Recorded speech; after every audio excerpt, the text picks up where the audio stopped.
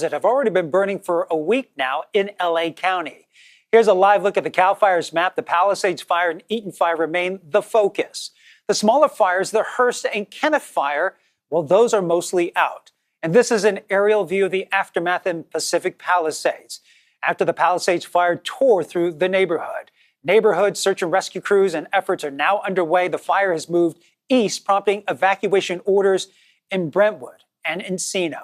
About 92,000 people are currently under evacuation orders. The death toll has risen to at least 25 people killed. More than 12,000 structures, including buildings and cars, have been destroyed. The Palisades Fire stands nearly 24,000 acres, about 14% contained. Meanwhile, the Eaton Fire is at 14,000 acres and is 33% contained. Fire crews have managed to get the upper hand on that fire, now working on putting out hot spots. Laura Hafley has the latest from Los Angeles. The destruction from the Los Angeles wildfires is extensive. Today, fire crews are preparing to battle extreme wind conditions again. And while officials understand neighbors are anxious to get home, they are asking for patience as they continue to recover the remains of people who may have perished. Fire crews are relentlessly attacking these blazes from the ground and the air, even pre-treating perimeters with retardant to buy time when air crews are grounded for wind. Some 5,000 fire personnel are assigned to the Palisades Fire alone. An estimated 75% of the Pacific Palisades is wiped out. Only scorched earth remains. It's still heartbreaking, even if your house is there, to know that one of the most, what I always thought was one of the most beautiful neighborhoods in Los Angeles is just gone. The fires have burned around 40,000 acres so far. Red flag warnings are up through Wednesday, with wind gusts potentially reaching 70 miles per hour tomorrow.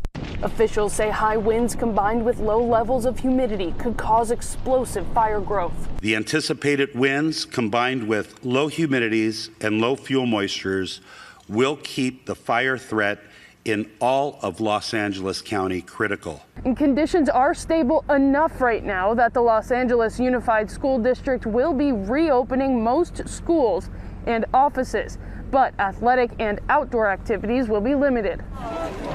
Donation sites are growing, with many Angelenos looking for ways to help. I feel so bad for the people, so just wanted to come help somebody. The outpouring of love and supplies around the city is immense. We're like, let's go help. We have to, because we could easily be the next victims. A likely thought for many, as each sunrise reveals more destruction. Charges are expected to be announced later today as law enforcement addresses looting. Among those arrested, 2 people posing as firefighters. California's governor has called up additional National Guard troops to help protect properties. So let's take a quick look at conditions down there, starting in Southern California before we head to our own wind events up here. We've been seeing wind gusts anywhere up to around 70 miles per hour just throughout this past weekend down into Southern California.